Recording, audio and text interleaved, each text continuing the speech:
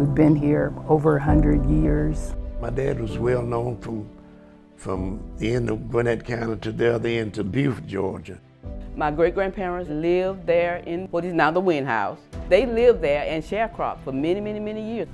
I was born 3 hours after my mom left the cotton field in South Georgia. 200 years of this county growing, but I'm looking at the future of our young people growing. And we're still working on making them meet the needs of the total community. I see nothing but people moving forward.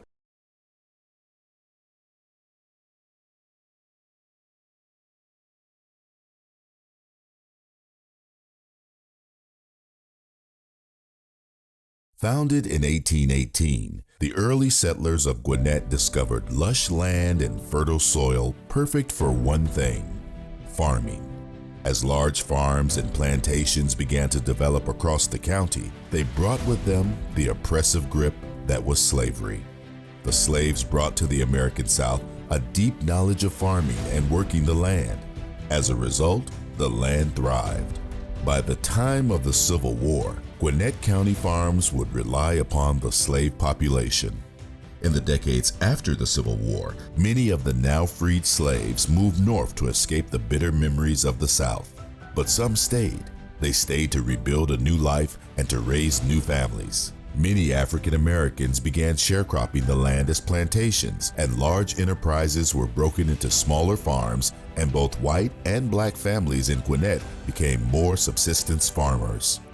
Historic glimpses of this resilient community are recorded in documents and photos, but the true heart and story of Gwinnett's resilient African American community are preserved through the oral histories and the memories of the descendants that followed, and their call for future generations to never forget. Well, both sides of my family have roots in Gwinnett. As far back as we can date, about 1840 in the Decula area. My mother and her mother were the only slaves in a small homestead owned by the Bell family. Both sides of my family either lived in Gwinnett or originated from Jackson County, Barrow County, Gwinnett, or Forsyth. How far back in your life can you remember? What age? 4 years old, born in August 2nd, 1938 in Decula, Georgia. Born in a 2-3 room, we call it shack now, but it was 3-bedroom. It was a 3-room house. There was a kitchen, living room, and 1 bedroom. Okay. I was born there. That's on Highway 29. My family is connected to Gwinnett County from the probably 1890s. In the African American community, one institution was arguably the most unifying, nurturing, and vital entity for its people: the church. If we go all the way back to slavery, the church has always played a pivotal role. It was more than the church. The church was the center of the community. That developed even after slavery, where the churches were the center. Churches operated schools because school was not available to African Americans. Even prior to emancipation and the close of the Civil War, some slave owners sought to provide dedicated places of worship and education for the slaves on their plantations. One such example was Thomas Carroll. The Carroll family defied the laws, for example, with Salem, and allowed the slaves at the Carroll plantation and others around Lilburn to worship. But in the early mornings, they had their own worship in the woods, in a clearing called a brush arbor. Salem Missionary Baptist Church, still vital in the community today, is the oldest African American church in Gwinnett County. As with Salem Baptist, other early African American churches across the county, like Appalachia Baptist, Christ the King, Mount Zion Methodist, and Hopewell Missionary Baptist, were also caring, growing, and educating their communities during the earliest days of Gwinnett's history. Providing care and comfort for the community was also extended to honoring the deceased as well. To fulfill that need, the Loving Aid Society was established in order to provide a decent burial for former slaves and people of color in the days before burial insurance was widely available. Despite the lingering effects of segregation that continued for more than half of the 20th century, many African American men and women still proudly served their country in the military. community leaders like L.C. Johnson and former city councilman and former state representative Melvin Everson were just a few of the men that answered the call to serve. I wanted to see the world, and I wanted to see something over and above what I had been introduced to, which was a farmer and growing cotton, and I had that down to a science. So I wanted to see something else that I could make a contribution to. What President Truman had put on the table for the militaries to branches to integrate. My dad was a World War II veteran. I have a brother who served in Vietnam, fought in Vietnam. My uncle was a Marine in World War II, and I said, I want to give back. We had to live together. We slept in the same barracks, and we did a lot of things together. We had to work as a unit.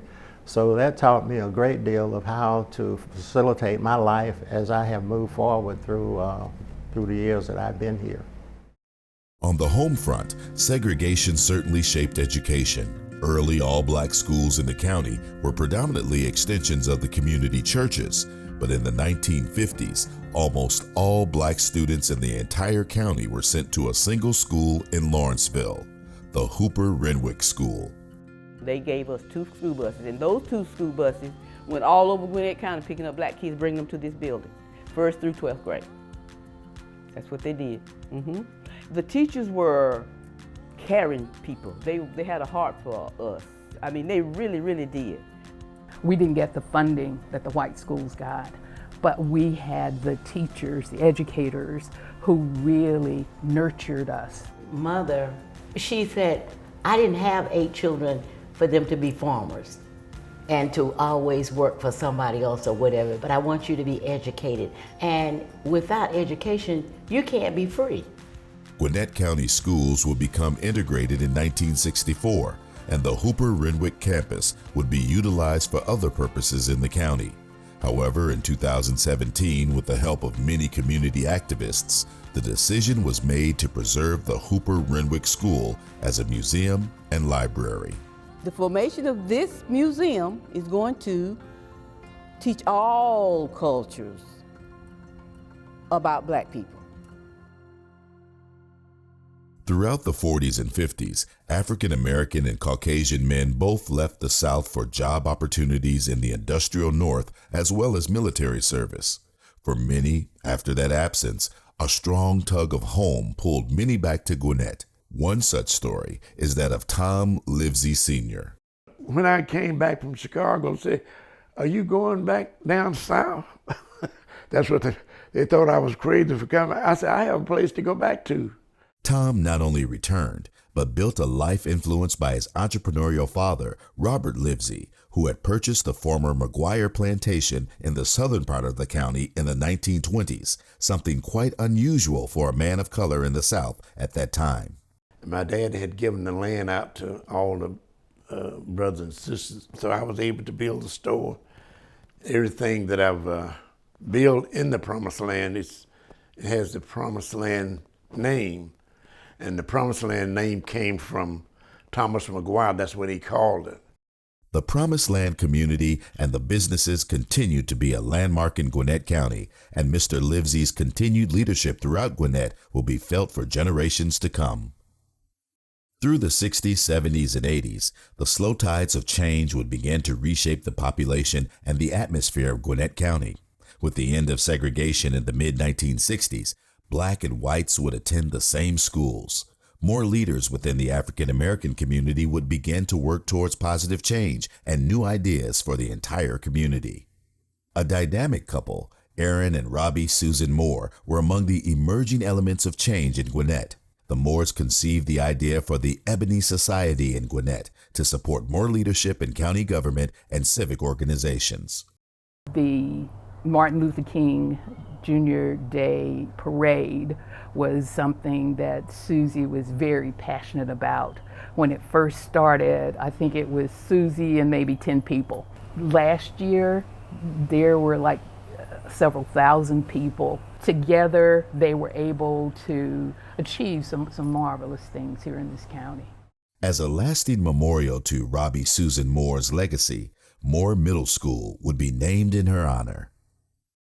The county would also begin to recognize outstanding African American educators like Beauty Baldwin within our school systems and started putting those skills to work. Gwinnett has been really good at getting folks involved and making sure that as much as possible, at least some of the schools look like the community that they were in. Beauty Baldwin would go on to serve as assistant principal at Central Gwinnett High School and later became Georgia's first black female school superintendent as she took the helm of Beaufort City Schools. When Beaufort City Schools appointed me superintendent of the school, they didn't realize that I was the first black female school superintendent in the state of Georgia.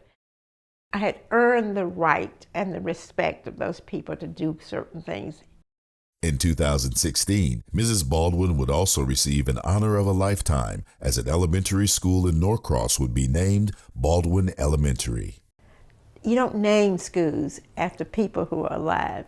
Let me tell you, the ultimate, the top of the ladder kind of thing when that happened. And I've had a lot of good things that happen to me in my life, but that is the legacy. That is my legacy right there. A young man growing up in the traditionally black neighborhood called The Hill in Duluth would learn from his headstrong mother just how important an education would be. Education has always been important with my family. And my mom would not let you watch television, ever, unless it was something special. If you had time to watch TV, you had time to read a book. With coaches, teachers, and a community that cared, Rodney would go on to college, on to law school, and then be sworn in as a sitting judge in Gwinnett County. I wanted some of the folks from my community to kind of see how that goes. There were probably, at a minimum, 300 people. When we filled that auditorium up at the courthouse, nobody could believe it. I think it was a great experience because it let a lot of the people that worked with me for the past 10 or 15 years at the courthouse kind of understand where I come from, how I grew up. To keep building on the legacy of strong communities, leaders like Rory Johnson of the Boys and Girls Club are ensuring that the generations to come are loved, encouraged, and prepared for chasing new horizons. Once I was at Boys and Girls Club, I'm on a platform of making sure we develop youth and making sure that our motto was being carried out, that we not only develop them for their character and leadership, but becoming productive citizens in our communities. But I'll tell you, the work is not done. I'm just one, and I'm going to continue to beat the drum. I'm going to continue to hit the pavement, and I'm going to continue to speak in our children's lives that we can do it. Today's cultural landscape in Gwinnett looks very different than its first 2 centuries. With much more work to be done, the African American community in the county continues to build a strong future of mentors, entrepreneurs, and leaders. Opportunity exists to be a melting pot, not only in government, but throughout the county as a whole. This is a minority-majority county. I see people realizing that it's going to take all of us to make it. I think we changed that image by starting to work together. A 200-year journey, from suffering to oppression, from persevering to leading. The African American journey in Gwinnett is an essential and vital part of our rich history. And as Gwinnett County continues to become more ethnically and culturally diverse, the African American story in Gwinnett serves as a lasting example that we are always stronger together.